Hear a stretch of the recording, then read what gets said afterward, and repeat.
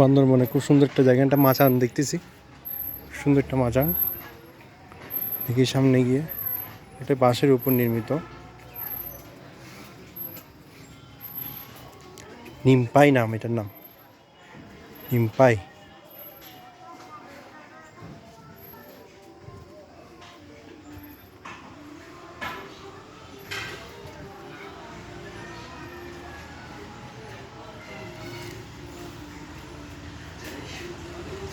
সম্পূর্ণ এই যে বাঁশের উপর এটা নির্মিত হয়েছে, দেখতে পাচ্ছেন।